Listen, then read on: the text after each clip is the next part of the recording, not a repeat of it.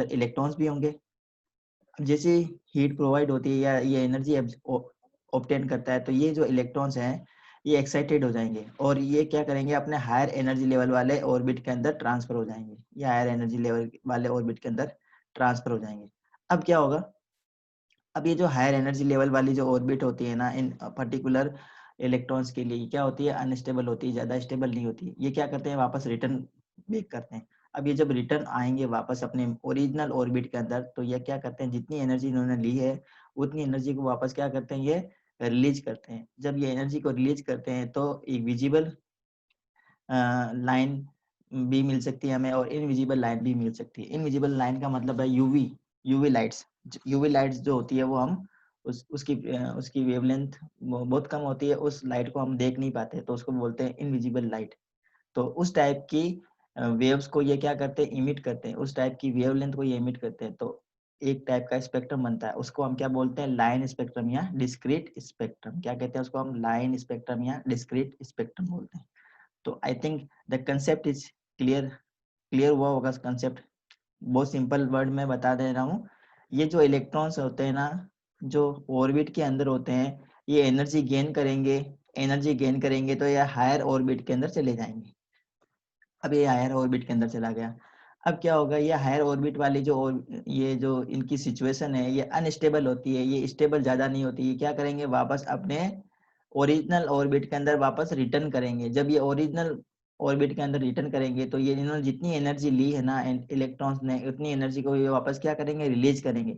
अब ये जब इलेक्ट्रॉन को रिलीज करते हैं तो स्पेक्ट्रम बनता है। तो इस केस के अंदर किस टाइप का स्पेक्ट्रम बनता है, लाइन स्पेक्ट्रम बनता है। क्या बनता है, लाइन स्पेक्ट्रम या डिस्क्रीट स्पेक्ट्रम बनता है। अब ये लाइन या डिस्क्रीट स्पेक्ट्रम का मतलब क्या होता है, ये जो स्पेक्ट्रम बनता है ना, ये कंटिन्यूस नहीं बनता है।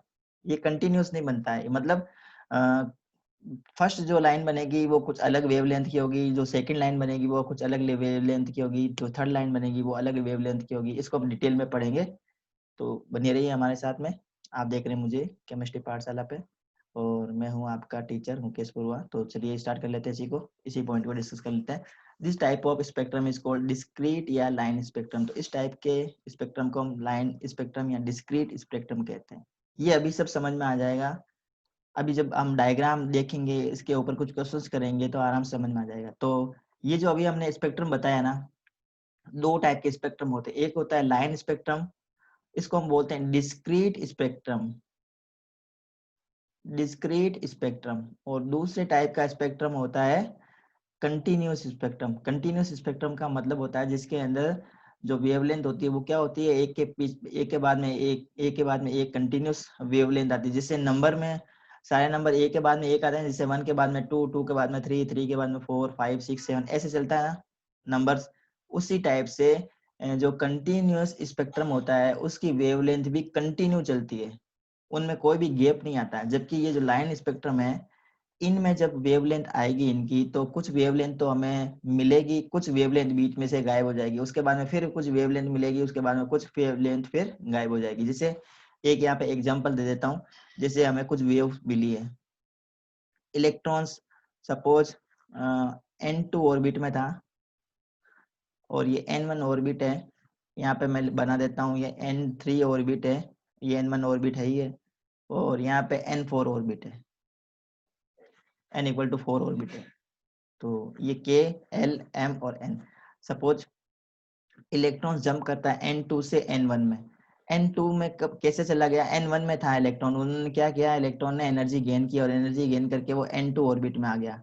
या कुछ कुछ एटम्स में ऐसे भी हो सकता है कि वो उनके इलेक्ट्रॉन से एनर्जी गेन करेंगे और वो N3 ऑर्बिट में चले जाएंगे। कुछ एटम्स में ऐसा भी हो सकता है कि उन इलेक्ट्रॉन से एनर्जी गेन करेंगे और वो N4 ऑर्बिट में चले जाएंगे।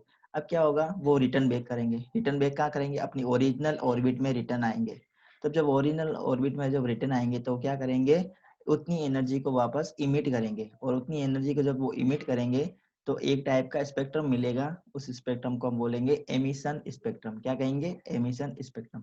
अब ये जो एमिशन स्पेक्ट्रम है, ये किस टाइप का स्पेक्ट्रम होगा, ये लाइन स्पेक्ट्रम होगा। लाइन स्पेक्ट्रम का मतलब है डिस्क्रीट स्पेक्ट्रम, मतलब ये कंटिन्यूस स्पेक्ट्रम नहीं होगा। मतलब जो भी वेवलेंथ हमें मिलेगी वो कंटिन्यूस नहीं मिलेगी। जैसे एक एग्जांपल मैं बता देता हूँ, ये n2 से n1 में आया, ये देखो ये इलेक्ट्रॉन यहाँ पे था, n2 से n1 ऑर्बिट के अंदर जंप करता है, तो सपोज इसकी वेवलेंथ आ गई हमें 1216 एंगस्ट्रॉम।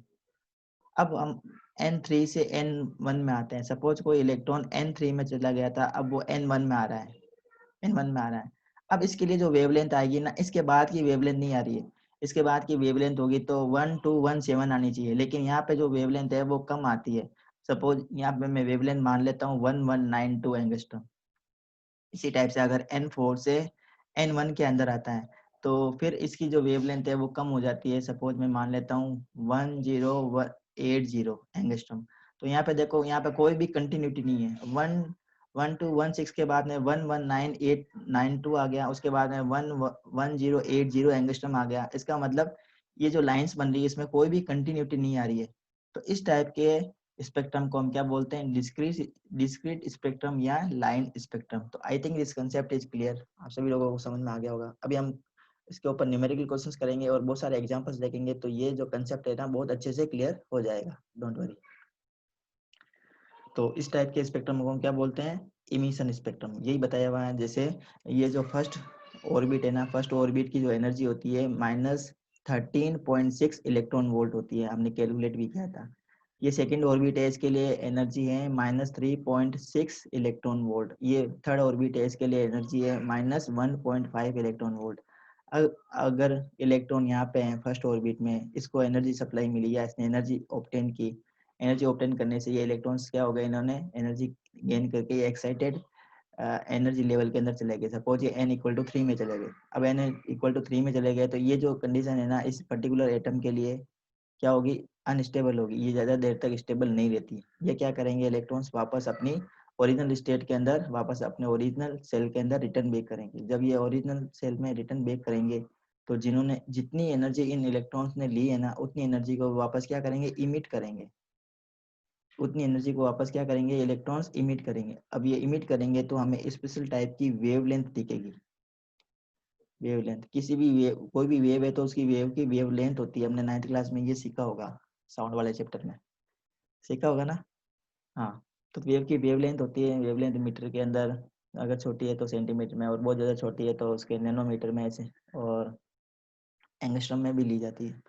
तो इसकी जो वेवलेंथ मिलेगी ना हमें, इस लाइट की वेवलेंथ मिलेगी, वो वेवलेंथ क्या होगी, वो कंटिन्यूअस नहीं होकर क्या होगी, डिस्क्रीट होगी। क्या होगी वो, डिस्क्रीट होगी, कंटिन्यूअस तो नहीं होगी, वो क्या होगी, डिस्क्रीट होगी, या उसको हम क्या बोलेंगे फिर, लाइन स्पेक्ट्रम। और इस टाइप के स्पेक्ट्रम को क्या बोलते हैं हम, एमिशन स्पेक्ट्रम। तो ये जो एमिशन स्पेक्ट्रम, जो लाइन स्पेक्ट्रम है ना, ये किसका एग्जांपल है, एमिशन स्पेक्ट्रम का ही एग्जांपल है। I think this concept is clear. तो एक क्वेश्चन कर लेते हैं बहुत ही सिंपल, जिससे आपको पूरा कंसेप्ट क्लियर हो जाएगा। बहुत सिंपल क्वेश्चन है, an electron in hydrogen atom.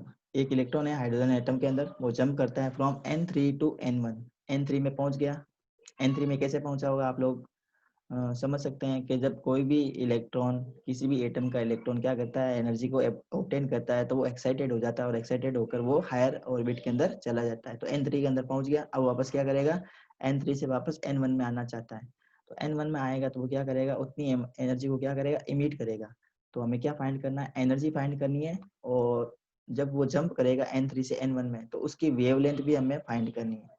तो वेवलेंथ ऑफ इमिटेड रेडिएशन, जो रेडिएशन इमिट करेगा ना, इमिट करने का मतलब है जितनी रेडिएशन ये बाहर निकालेगा, जब इलेक्ट्रॉन n3 से n1 में वापस जंप करेगा, तो जितनी एनर्जी को ये लिबरेट करेगा और जितनी वेवलेंथ वाली लाइट को ये लिबरेट करेगा, इमिट करेगा, वो हमें फाइंड करनी है। तो कैसे फाइंड करेंगे, हमारे पास में फॉर्मूला है एनर्जी का। एनर्जी फाइंड करने का फॉर्मूला है हमारे पास में -13.6 into z² divided by n² electron volt. This is the formula to obtain energy of the electron in any particular cell. किसी भी पर्टिकुलर ऑर्बिट में या सेल में एनर्जी हमें ऑब्टेन करनी है, तो उसका फॉर्मूला इस टाइप से हम इसको फाइंड कर सकते हैं। तो हमें यहाँ पे दो ऑर्बिट की एनर्जी को पता लगाना है। एक तो n3 में कितनी एनर्जी थी वो पता करनी है, और n1 में कितनी एनर्जी है वो पता करनी है। जब दोनों की एनर्जी हमें पता हो जाएगी तो दोनों की एनर्जी को हम क्या कर देंगे, माइनस कर देंगे, तो उतनी एनर्जी हमें मिल जाएगी। ठीक है, तो करते हैं जरूर। तो दोनों का हमें डिफरेंस फाइंड करना है ना, n3 माइनस n1 करना है हमें, है ना। हमें क्या करना है, एनर्जी फाइंड करनी है। तो एनर्जी फाइंड करने के लिए हम क्या करेंगे, n3 ऑर्बिट की एनर्जी, उसमें से क्या माइनस कर देंगे, n1 ऑर्बिट की एनर्जी। तो n3 ऑर्बिट की energy minus n1 E1 orbit की एनर्जी। E1 का मतलब है energy of the first orbit, E3 का मतलब है energy of the third orbit की एनर्जी। ये डेल्टा E के बराबर हो जाएगी। अब इसका हम फॉर्मूला लगा देते हैं। तो इसके लिए n3 की वैल्यू अलग से फाइंड कर लो, n1 की वैल्यू अलग से फाइंड कर लो, फिर उसको माइनस कर लो। हम ऐसे भी कर सकते हैं या फिर डायरेक्ट फॉर्मूले में भी हम लगा के कर सकते हैं। तो फॉर्मूला क्या हमारे पास में, -13.6 into Z square divided by N square electron volt. तो यहाँ पे जेड की वैल्यू क्या है, 1 है। जेड की वैल्यू, जेड मतलब क्या होता है, जेड मतलब है एटॉमिक नंबर, ये पता होना चाहिए आपको। जेड मतलब होता है एटॉमिक नंबर। तो हम कौन से एटम के लिए निकाल रहे हैं, हाइड्रोजन एटम के लिए निकाल रहे हैं। और हाइड्रोजन एटम के लिए जेड की वैल्यू क्या होती है, 1 होती है। और एन की वैल्यू हमें दे रखी है, ये जो एन है ना, एन की वैल्यू दे रखी है कितनी है, एन इक्वल टू 3। तो यहाँ पे हमने लगा दिया 3, तो 1 का स्क्वायर करेंगे तो 1 ही आएगा, डिवाइडेड बाई 3 का स्क्वायर, माइनस, ये माइनस किया हमने, माइनस का साइन लगा हुआ। अब E1 की वैल्यू लगा देंगे। E1 का फॉर्मूला क्या लगा देंगे, -13.6 into Z square divided by N square. तो जेड स्क्वायर क्या है यहाँ पे, 1 का स्क्वायर डिवाइडेड बाई 1 स्क्वायर। यहाँ पे 1 क्यों लिखा हमने, क्योंकि एन की वैल्यू यहाँ पे क्या है, 1 है, तो 1 का स्क्वायर लिख दिया। अब इसको जब हम सोल्व करेंगे तो हमारे पास में वैल्यू कितनी आ जाएगी, 15.1 इलेक्ट्रॉन वोल्ट। इसका मतलब अगर इलेक्ट्रॉन n3 से n1 में आता है ना, in case of hydrogen if electron jump from n3 to n1 orbit, then the electron emit 15.1 electron volt energy. इतनी एनर्जी को क्या करेगा, लिबरेट करेगा, एमिट करेगा, बाहर निकालेगा। अब हम फाइंड कर लेते हैं इसका वेवलेंथ। तो वेवलेंथ को फाइंड करने का फॉर्मूला तो वैसे एक्चुअल में ये है, लेकिन आप लोगों को एक शॉर्टकट में बता देता हूँ। तो शॉर्टकट में आप लोग याद रखना किस टाइप से हम उसकी वेवलेंथ निकालते हैं। तो किसी भी एटॉमिक स्पेक्ट्रम में अगर हमें वेवलेंथ निकालनी है तो उसका फॉर्मूला है 1/λ equal to R Z square 1/n1 square minus 1/n2 square. n1 और n2 क्या है यहाँ पे, n1 का मतलब होता है लोअर एनर्जी लेवल, n2 का मतलब होता है हायर एनर्जी लेवल। आर यहाँ पे है रिडबर्ग कांस्टेंट, इसकी वैल्यू भी फिक्स होती है और इसकी वैल्यू है 109 इंटू 10⁻⁻7 मीटर स्क्वायर, 109 इंटू 10⁻⁻7 पर मीटर। ये इसकी आर की वैल्यू, आर यहाँ पे है रिडबर्ग कांस्टेंट, याद रखना है, ये बहुत ही इंपॉर्टेंट कांस्टेंट है। और अगर हम 1/r लिख देते हैं ना कैलकुलेशन के लिए, 1/r लिख देते हैं कभी कभी अबार हम कैलकुलेशन इजी करने के लिए, तो उसकी वैल्यू भी कांस्टेंट होती है, उसकी वैल्यू फिक्स है 911 एंगस्ट्रॉम होती है, ताकि हमारी कैलकुलेशन आसानी से हो जाए। तो इसकी वैल्यू हम यहाँ पे लगाएंगे और हमें वैल्यू मिल जाएगी, 1/λ की वैल्यू हमें मिल जाएगी। ठीक है, कैसे करेंगे मैं बता देता हूँ। 1/λ इक्वल टू, यहाँ पे जो आर है ना, इसकी वैल्यू लगा देते हैं। ये देखो, 1/r की वैल्यू 911 है, तो आर की वैल्यू क्या हो जाएगी, 1/911 इंटू जेड स्क्वायर। तो हाइड्रोजन के लिए जेड क्या है, 1 का स्क्वायर ब्रैकेट में 1/n2, n1 कितना है, n1 है 1 का स्क्वायर माइनस 1/n2 कितना है, 3 से आ रहा है ना, तो 3 का स्क्वायर। अब इसको आप सोल्व कर लेंगे तो आपको क्या मिल जाएगा, लेमडा की वैल्यू मिल जाएगी। तो आप इसको कैलकुलेशन कर लेना और कैलकुलेशन करके इसकी लेमडा की वैल्यू आप निकाल लेंगे। किस में निकालेंगे आप, लेमडा की वैल्यू किस में आएगी, एंगस्ट्रॉम में आएगी। तो ये था हमारे पास में numerical to understand that concept. आप लोगों को कंसेप्ट समझ में आ गया होगा। तो चलिए हम आगे बढ़ते हैं। अब हम पढ़ लेते हैं most important concept of this Bohr's model of atom, explanation of the line spectrum of the hydrogen. Hydrogen में जो लाइन स्पेक्ट्रम बनती है ना, उसको एक्सप्लेन करना। तो किस टाइप से हम लाइन स्पेक्ट्रम को एक्सप्लेन कर सकते हैं in case of Bohr model of atom. तो यहाँ पे एक रिप्रेजेंटेटिव डायग्राम बना हुआ है। यहाँ पे ये एनर्जी बता रखी है वाई एक्सिस पे, एक्स एक्सिस पे इनकी वेवलेंथ बता रखी है, ये वेवलेंथ है एक्स एक्सिस पे, और हमने वाई एक्सिस पे हमने क्या ले लिया, वाई एक्सिस पे हमने एनर्जी ले ली। अब ये जो लाइंस बता रखी है ना, देखो ये फर्स्ट लाइन है, ये n=1 है, ये n=2, n=3, 4, 5, 6 और ये n=इंफिनिट। अब ये क्या बताया मैंने, ये इस टाइप से लाइन मैंने क्या बना दी है, मैं आपको ड्रॉ करके अच्छे से बता देता हूँ ताकि आप लोगों को समझ में आ जाए कि ये क्या चीज़ है सारा। तो बने रहिए, देखते रहिए ध्यान से, और अगर आपको कोई डाउट है, शंका है तो ज़रूर पूछिए। तो जैसे ये मैंने बनाया है atom, nucleus, first orbit, second orbit, ये सेकंड ऑर्बिट, ये मैंने बना दिया third orbit, this is the third orbit n equal to 3, और ये मैं बना देता हूँ फोर्थ ऑर्बिट।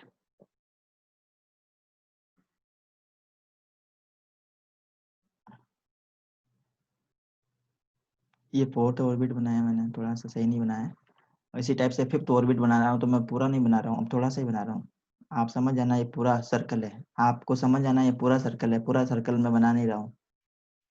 ये नेक्स्ट वाला सर्किट, नेक्स्ट वाला ऑर्बिट, तो ये इसके लिए n equal to 1, n equal to 2, n equal to 3, n equal to 4, n equal to 5, n equal to 6। अब यहाँ पे कोई भी इलेक्ट्रॉन है, सपोज यहाँ पे एक इलेक्ट्रॉन था, और उस इलेक्ट्रॉन ने क्या किया, एनर्जी को गेन किया है, और एनर्जी को ऑब्टेन करके वो कहाँ पहुँच गया है, सपोज यहाँ पहुँच गया है। ठीक है, इलेक्ट्रॉन्स एनर्जी गेन करके यहाँ पहुँच गया है। अब मैंने बताया कि जब हायर एनर्जी लेवल में इलेक्ट्रॉन्स चले जाते हैं तो क्या होती है, वो कंडीशन अनस्टेबल होती है, और अनस्टेबल होने की वजह से क्या करेगा, ये इलेक्ट्रॉन्स क्या करेगा, वापस अपनी एनर्जी को इमिट करेगा, और इमिट करके ये अपनी ओरिजिनल सेल के अंदर, अपनी ओरिजिनल एनर्जी लेवल के अंदर वापस एंटर करेगा। तो एंटर करने का एक तो कंडीशन ये है कि वो डायरेक्ट n इक्वल टू 6 से कहाँ पहुँच जंप कर दे, n इक्वल टू 1 के अंदर जंप करेगा तो डायरेक्ट ही इसके अंदर आ जाएगा। दूसरी कंडीशन ये हो सकती है कि ये n इक्वल टू 6 से पहले आ जाए n इक्वल टू 5 में, उसके बाद में n इक्वल टू 5 से आ जाए n इक्वल टू 4 में, इसके बाद में 4 से आ जाए 3 में, 3 से आ जाए 2 में, और 2 से आ जाए वापस 1 में। तो एक ये कंडीशन हो सकती है। और क्या कंडीशन बन सकती है इसमें, कि ये n इक्वल टू जो 6 में है ना, तो पहले n इक्वल टू 4 में आ जाए, और 4 से आने के बाद में 3 में आ जाए, 3 से आने के बाद में सीधा 1 में आ जाए। तो इसमें बहुत सारी कंडीशंस बन सकती है, अलग अलग टाइप की कंडीशंस बनती है। तो ये मैंने बता दिया। देखो इलेक्ट्रॉन्स कहाँ कहाँ जंप कर सकता है, अगर 6 से 1 में आता है। इसी टाइप से अगर कोई इलेक्ट्रॉन फिफ्थ ऑर्बिट में है, ये तो मैंने 6 का बताया है, अगर कोई भी इलेक्ट्रॉन फिफ्थ ऑर्बिट में चला गया है, फर्स्ट ऑर्बिट का था वो इलेक्ट्रॉन, तो ये फिफ्थ 1 ऑर्बिट में आएगा, तो इस टाइप से जब ये जंप करेगा तो एनर्जी को रिलीज करेगा। इसी टाइप से अगर कोई भी इलेक्ट्रॉन फोर्थ ऑर्बिट में है, और वो अगर फर्स्ट ऑर्बिट में आना चाहता है, तो भी क्या करेगा, एनर्जी को मीट करेगा। इसी टाइप से अगर इलेक्ट्रॉन थर्ड ऑर्बिट में और फर्स्ट ऑर्बिट में आना चाहता है, तो क्या करेगा, एनर्जी को रिलीज करेगा। इसी टाइप से सेकंड ऑर्बिट में है इलेक्ट्रॉन और फर्स्ट ऑर्बिट में आना चाहता है, तो एनर्जी को क्या करेगा, रिलीज करेगा। ये इन कंडीशंस के अंदर क्या होगी, बार बार एमिशन स्पेक्ट्रम बनेगा। मतलब ये क्या करेंगे, लाइट को क्या करेंगे, इमिट करेंगे। अब जब ये लाइट को इमिट करेंगे तो हमारे पास में स्पेक्ट्रम बनेगा, और इसी स्पेक्ट्रम को समझने के लिए यहाँ पे हमने एक रिप्रेजेंटेटिव डायग्राम बनाया है। आप लोग समझ गए होंगे कि ये जो फर्स्ट सेल है ना, ये इसको हम फर्स्ट एनर्जी लेवल भी बोलते हैं, जिसकी एनर्जी आप लोगों को पता होगी, एनर्जी इसकी फिक्स होती है, हमने कैलकुलेट भी किया था। देन सेकंड ऑर्बिट है, फिर थर्ड ऑर्बिट है, ये फोर्थ, फिफ्थ और ये सिक्स, ये 6 ऑर्बिट हमने इस एटम के अंदर बताए हैं। तो इसको अगर मैं एक सिंपल वे में बताना चाहता हूँ, तो इसको मैं इस डायग्राम को किस वे में इसको रिप्रेजेंट कर सकता हूँ, इस डायग्राम को मैं ऐसे रिप्रेजेंट कर सकता हूँ। सब लोग अब ध्यान से देखेंगे, ये n इक्वल टू 1 है, जो अभी हमने पढ़ा है ना, कि एटम के अंदर अलग अलग टाइप के सेल होते हैं, ये एनर्जी लेवल होते हैं, ये n इक्वल टू 1 है, ये सबसे फर्स्ट सेल है। ये n equal to 2, n equal to 3, n equal to 4, n equal to 5, n equal to 6, और इसके ऊपर n इक्वल टू 7, 8, 9, 10 आगे चलते जाएंगे, और लास्ट में क्या आएगा, इन्फिनिट आएगा, n इक्वल टू इन्फिनिट। तो किसी भी एटम में any atom consist of infinite orbits. किसी भी एटम के अंदर इन्फिनिट ऑर्बिट्स होते हैं। तो जरूरी नहीं है कि इलेक्ट्रॉन सारे ऑर्बिट के अंदर मिले, जरूरी नहीं है।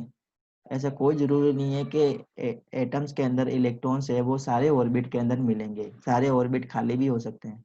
जैसे हाइड्रोजन का केस हम पढ़ते हैं, तो हाइड्रोजन के केस के अंदर सिर्फ एक ही इलेक्ट्रॉन होता है। अब एक ही इलेक्ट्रॉन है, बाकी वाले ऑर्बिट भी तो है, ये बाकी वाले ऑर्बिट है, ये पूरे राउंड है बेटा, है ना। मैंने इतना ही सिंपल बनाया था कि आराम से डायग्राम बन जाए। बहुत सारे ऑर्बिट है इसके अंदर इस टाइप से।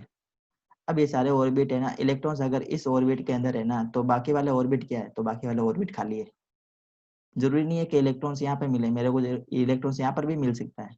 ऐसा भी हो सकता है कि इलेक्ट्रॉन्स ने एनर्जी ऑब्टेन कर ली है और वो इस ऑर्बिट के अंदर आ गया, और ऐसा भी हो सकता है कि एटम ने बहुत ज्यादा एनर्जी ऑब्टेन कर ली है और वो इन्फिनिट ऑर्बिट के अंदर चला गया। ऐसा भी हो सकता है, लेकिन इसके अंदर इलेक्ट्रॉन एक ही मिलेगा। हम किसकी बात कर रहे हैं यहाँ पे, हाइड्रोजन की बात कर रहे हैं। तो हाइड्रोजन के अंदर इलेक्ट्रॉन हमें एक ही मिलेगा, एक इलेक्ट्रॉन ही मिलेगा। अब वो इलेक्ट्रॉन फर्स्ट में हो सकता है, सेकंड में हो सकता है, third, fourth, fifth, six, seven, और इन्फिनिट ऑर्बिट, किसी भी ऑर्बिट के अंदर हमें वो इलेक्ट्रॉन मिल सकता है। ये किसके ऊपर डिपेंड करेगा कि उस हाइड्रोजन एटम ने कितनी एनर्जी को क्या किया है, एब्जॉर्ब किया है। अगर ज्यादा एनर्जी ऑब्जर्व करेगा तो इलेक्ट्रॉन हायर ऑर्बिट में जाएगा, अगर कम एनर्जी ऑब्टेन करेगा तो उसी के अकॉर्डिंग वाले ऑर्बिट के अंदर इलेक्ट्रॉन पहुंच जाएगा। तो ये बात आप लोगों को समझ में आ गई होगी अभी तक। तो समझ में आ गई, तो इस स्पेक्ट्रम को अच्छे से हम इसको रीड कर लेते हैं, इसको रीड करना सीखते हैं। तो बहुत ही सिंपल है। देखो, अगर इलेक्ट्रॉन्स n इक्वल टू 6 में है, अगर इलेक्ट्रॉन n इक्वल टू 6 में है, n इक्वल टू 6 का मतलब है 6 ऑर्बिट में है, तो क्या होगा, ये अनस्टेबल कंडीशन होती है n इक्वल टू 6, तो ये क्या करेगा, वापस इलेक्ट्रॉन अपनी एनर्जी को रिलीज करेगा, और एनर्जी को रिलीज करके वापस किस में आएगा, n इक्वल टू 1 के अंदर आएगा। तो n इक्वल टू 1 में आएगा तो ये क्या होगा, एनर्जी को क्या करेगा, ये रिलीज करेगा। तो n इक्वल टू 6 से आ रहा है n इक्वल टू 1 में। और कंडीशन क्या हो सकती है, n इक्वल टू 5 में अगर कोई इलेक्ट्रॉन है तो वो 1 में आना चाहता है। इसी टाइप से n इक्वल टू 4 में कोई इलेक्ट्रॉन है, वो 1 में आना चाहता है, तो इस टाइप से आ जाएगा। इसी इसी टाइप से n इक्वल टू 3 से 1 में, इसी टाइप से n इक्वल टू 2 से 1 में। तो इस टाइप से हमारे पास में जो स्पेक्ट्रम बनता है ना, उस टाइप से जो स्पेक्ट्रम बनेगा उसको हम बोलेंगे लाइमन सीरीज। क्या कहेंगे उसको, हम लाइमन सीरीज कहेंगे। ये स्पेक्ट्रम का एक रेंज हो जाएगी, एक स्पेक्ट्रम की एक रेंज है, वेवलेंथ की एक रेंज मिलेगी हमें, और उस वेवलेंथ के रेंज को हम क्या बोलेंगे, लाइमन सीरीज। कब बोलेंगे लाइमन सीरीज, जब कोई भी इलेक्ट्रॉन n इक्वल टू 6 से, या n इक्वल टू 6 से किस में आ जाए, n इक्वल टू 1 से आ जाए, या n इक्वल टू 5 से किस में आ जाए, n इक्वल टू 1 में आ जाए, n इक्वल टू 4 से किस में आ जाए, 1 में आ जाए, n इक्वल टू 3 से किस में आ जाए, 1 में आ जाए, n इक्वल टू 2 से किस में आ जाए, 1 में आ जाए। हमेशा फर्स्ट ऑर्बिट में आएगा अगर इलेक्ट्रॉन, तो वो किस टाइप की वेवलेंथ को शो करेगा, एक पर्टिकुलर वेवलेंथ को शो करेगा, और उस पर्टिकुलर वेवलेंथ को हम क्या बोलेंगे, लाइमन सीरीज। क्या कहेंगे, लाइमन सीरीज। और ये पर्टिकुलर ये एक वेव है ना, ये वाली, इसकी भी वेवलेंथ होती है, ये इस वेव की क्या है, वेवलेंथ होगी, कुछ ना कुछ वेवलेंथ होगी, तो इसको बोलेंगे लाइमन वेव। क्या बोलेंगे इसको, एक को लाइमन वेव बोलते हैं। और इस पर्टिकुलर वेव की हम वेवलेंथ फाइंड कर सकते हैं अगर कोई भी इलेक्ट्रॉन n2 से n1 में जंप करता है, n2 से n1 में जंप करता है, तो उसके लिए हम वेवलेंथ कैसे निकालेंगे, अभी हमने फॉर्मूला सीखा था, 1/λ equal to R Z square, 1/n1 square minus 1/n2 square. इससे हम इसकी वेवलेंथ फाइंड कर लेंगे, अभी हमने सीख लिया था। तो किस में आएगी, वो एंगस्ट्रॉम में आएगी। तो I think this concept is very clear. तो लाइमन सीरीज कब बनेगी, जब n इक्वल टू 6, 5, 4, 3, 2, 1 से किस में आए, n इक्वल टू 1 में आए, तो लाइमन सीरीज बनती है। ठीक है, तो इनकी एक फिक्स वेवलेंथ होती है, और इस फिक्स वेवलेंथ होने की वजह से इस एक पूरी सीरीज बन जाती है। उस पूरी सीरीज को हम क्या बोलते हैं, लाइमन सीरीज कहते हैं। और ये जो लाइमन सीरीज होती है, ये अल्ट्रा वायलेट लाइट होती है। अल्ट्रा वायलेट लाइट का मतलब होता है ऐसी वेवलेंथ जिसकी जिसकी जो मेजरमेंट है या जिसकी लेंथ है वो 400 नैनोमीटर से कम हो, 400 नैनोमीटर से कम होती है, तो वो कौन सी होती है, अल्ट्रावायलेट लाइट होती है, जो आपने स्पेक्ट्रम के अंदर पढ़ा होगा। दूसरा हम पढ़ लेते हैं, अगर कोई भी इलेक्ट्रॉन n इक्वल टू 6 से n इक्वल टू 6 से n इक्वल टू 2 में आए, या 5 से 2 में आए, या 4 से 2 में आए, या 3 से 2 में आए, तो किस टाइप की लाइन बनेगी, किस टाइप का स्पेक्ट्रम बनेगा, एक पर्टिकुलर रेंज का स्पेक्ट्रम बनता है, और उस सीरीज को हम क्या बोलते हैं, बाल्मर सीरीज। क्या कहते हैं, बाल्मर सीरीज। इसी टाइप से अगर कोई भी इलेक्ट्रॉन n इक्वल टू 6 में है और वो n इक्वल टू 3 ऑर्बिट के अंदर आता है, या 5th से 3 के अंदर आता है, या 4th से 3 के अंदर आता है, तो जो स्पेशल वो वेवलेंथ की जो सीरीज होगी उसको हम क्या बोलेंगे, पासचंद सीरीज बोलेंगे। इसी टाइप से अगर कोई भी इलेक्ट्रॉन n इक्वल टू 6 में है और वो 4 में आना चाहता है, या फिर 5 में है तो वो 4 में आना चाहता है, तो इससे जो स्पेक्ट्रम की लाइन बनेगी, तो लाइमन बामर पासचंद, इसको बोलते हैं ब्रैकेट, PRACKETT, ब्रैकेट। तो ब्रैकेट वाली इसको बोलेंगे ब्रैकेट सीरीज। तो ये स्पेसिफिक सीरीज होती है। तो जो लाइमन सीरीज है ना, ये अल्ट्रा वॉयलेट रीजन के अंदर बनती है, अल्ट्रा वॉयलेट लाइट इमिट करती है। ये जो बाल्मर सीरीज होती है ये विजिबल लाइट इमिट करती है। विजिबल लाइट का मतलब होता है ऐसी लाइट जिसकी प्रेजेंस में हम देख सकते हैं, जिसको हम फील कर सकते हैं, उस लाइट को हम क्या बोलते हैं, विजिबल लाइट। इसी टाइप से पासचंद, ब्रैकेट, फंड और हम्फ्री 6 सीरीज होती है, Lyman, Balmer, Paschen, Brackett, Pfund and Humphrey. यहाँ पे आएगा Pfund, PFUND, Pfund. Pfund series कब आएगी, जब n इक्वल टू 7 से n इक्वल टू किस में आ जाए, 6 के अंदर आ जाए। ठीक है, तो क्या हो जाएगी, फंड हो जाएगी। इसी बाद में हम्फ्री भी आती है, हम्फ्री। तो ये 6 सीरीज होती है, Lyman, Paschen, bracket, Lyman, बामर, Paschen, bracket, fund, Humphry, ये 6 सीरीज होती है। लेकिन हमारे जो सिलेबस में है ना, 2 सीरीज के बारे में ज्यादा आपको ध्यान देना है, स्ट्रेस देना है। कौन कौन सी, एक तो लाइमन सीरीज और एक बामर सीरीज। तो I think this concept is very clear. देखो यहाँ पे मैंने ये भी बताया, देखो पास पास में नहीं बनाया, सबके बीच में गैप भी मैंने एक जैसा नहीं रखा होगा। आप लोगों ने ये भी ऑब्जर्व किया होगा कि n इक्वल टू 1 और n इक्वल टू 2 के बीच में गैप ज्यादा है। ये देखो, ये इतना इतना ज्यादा गैप है, n इक्वल टू 1 और n इक्वल टू 2 के बीच में गैप ज्यादा है। n इक्वल टू 2 और n इक्वल टू 3 के बीच में गैप मैंने कम बनाया।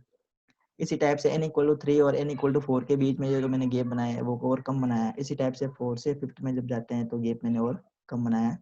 इसी टाइप से 5th से 6 में गैप मैंने कम बनाया, और आगे मैं कम बनाता जाता हूँ। और लास्ट में लाइन से ना, ये बहुत ज्यादा पास पास में आ जाती है। ये लाइन एक्चुअल में क्या है, ये लाइन एक्चुअल में ये क्या रिप्रेजेंट करती है, सेल को रिप्रेजेंट करती है, सेल को या एनर्जी लेवल को या ऑर्बिट को रिप्रेजेंट करती है। I think this concept is clear. मतलब यहाँ पे ये है कि n इक्वल टू 1 में और n इक्वल टू 2 के बीच में जो एनर्जी गैप है ना, ये बहुत ज्यादा है। इनके बीच में एनर्जी गैप बहुत ज्यादा है। n इक्वल टू 2 से n इक्वल टू 3 में जाते हैं तो एनर्जी गैप कम हो जाता है। n इक्वल टू 3 से n इक्वल टू 4 में जाते हैं तो एनर्जी गैप और कम हो जाता है। 4 से 5th में जाएंगे तो एनर्जी और गैप और कम हो जाएगा। ऐसा धीरे धीरे क्या होगा, एनर्जी गैप कम होता जाएगा।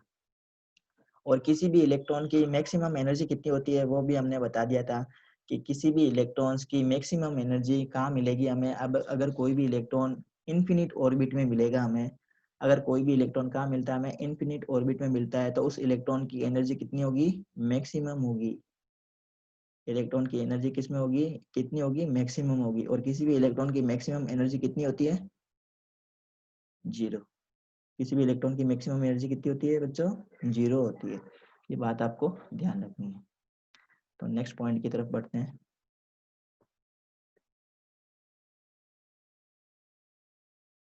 यस, एक और हमने यहाँ पे एक क्वेश्चन कर लेते हैं। Calculate the lambda when electron excited from n2 से n1। तो n2 से अगर n1 में आता है कोई भी इलेक्ट्रॉन, तो उसके लिए हमें अगर फाइंड करनी है किसकी वैल्यू, लेमडा की वैल्यू फाइंड करनी है, तो ये फॉर्मूला लगाएंगे। बहुत ही सिंपल है, 1 upon lambda equal to 1 r Z square 1 upon n1 square minus 1 upon n2 square. तो यहाँ पे n1 क्या है, लोअर एनर्जी लेवल, n2 क्या है, हायर एनर्जी लेवल। तो इसको जब हम सोल्व करेंगे तो लेमडा की वैल्यू आ जाएगी किसकी, 1216 एंगस्ट्रॉम। ये किसके लिए आई है, जब n2 से n1 में आता है। इसका मतलब ये देखो, ये रहा, ये n2 है, ये n2 से n1 में आ रहा है। तो ये जो लाइन बनी है ना, इसकी वेवलेंथ है 1216 एंगस्ट्रॉम। आप लोगों को अब क्या करना है एक्सरसाइज के लिए, जब इलेक्ट्रॉन n3 से n1 में आता है तो आपको इसके लिए क्या फाइंड करनी है, लेमडा फाइंड करनी है। इस लाइन के लिए लेमडा फाइंड करनी है, इस लाइन के लिए आपको लेमडा फाइंड करनी है, और इस लाइन के लिए आपको लेमडा फाइंड करना है। फॉर्मूला क्या लगाएंगे, फॉर्मूला ये लगाएंगे, ये फॉर्मूला हम यूज करेंगे, ये फॉर्मूला हम यूज करेंगे इसके लिए। ठीक है, एक लाइन का, फर्स्ट लाइन का मैंने बता दिया, 1216 एंगस्ट्रॉम आता है। अब n3 से n1 में आता है तो यहाँ पे क्या लिख देंगे, 3 लिख देंगे। यहाँ पे 3 का स्क्वायर कर देंगे बस, और कुछ नहीं करना, बाकी कैलकुलेशन हम वैसे ही वैसे करेंगे। इसी टाइप से n इक्वल टू 4 से जब n इक्वल टू 1 में आता है ना, तो जो विजिबल लाइट, जो इंफ्रारेड यूवी लाइट आती है लाइमन सीरीज के अंदर, उसकी वेवलेंथ हमें फाइंड करनी है। तो यहाँ पे हम क्या कर देंगे, यहाँ पे 4 कर देंगे। इसी टाइप से जब 5th से 1 में आएगा तो यहाँ पे 5 कर देंगे। इसी टाइप से 6 से जब 1 में आएगा तो यहाँ पे क्या कर देंगे, 6 कर देंगे और इसको कैलकुलेट करेंगे, लेमडा की वैल्यू हम कैलकुलेट करेंगे। I think this concept is very clear, सबको समझ में आ गया होगा कंसेप्ट। अगर कंसेप्ट समझ में आ गया है तो yes and dear student, welcome back. तो आपको ये समझ में आ गया होगा, अगर कोई भी इलेक्ट्रॉन n6 से n1 में आता है, n5 से n1 में आता है, n4 से n1 में आता है तो लाइमन सीरीज बनती है। इसी टाइप से अगर हम अब हम समझते हैं बामर सीरीज कब बनेगी। Whenever electron jump from n2 से, ये तो हमने लाइमन सीरीज का हमने पढ़ लिया था कि कोई भी इलेक्ट्रॉन n2 से n3 से n4 से n5 से n6 से और इनफिनिट से n1 में आता है तो लाइमन सीरीज बनती है। तो बामर सीरीज कब बनेगी, तो बामर सीरीज बनेगी जब कोई भी electron n equal to 3, n equal to 4, n equal to 5, n equal to 6, n equal to 7, n equal to 8, n equal to 9 and infinite orbit से किस में आ जाए, n इक्वल टू किस में आ जाए।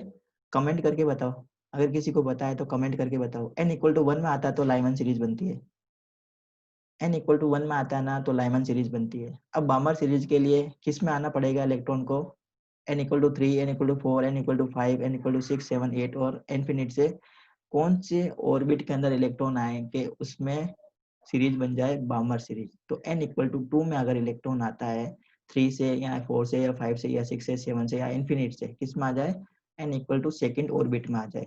सेकेंड ऑर्बिट में आएगा तो हमारे पास में सीरीज क्या बनेगी, बामर सीरीज बनेगी। यस, तो ये तो हमने पहले पढ़ ही लिया था, ये हमने पूरा पढ़ लिया था। ये हम बामर सीरीज का हम पढ़ रहे हैं। तो whenever electron jump from n equal to 3, 4, 5, 6, 7 and up to infinite to n equal to 2, तो n इक्वल टू 2 में जब आता है ना, ये ध्यान देना ये वाली बात, तो क्या बनेगी हमारे पास में, बामर सीरीज बनेगी।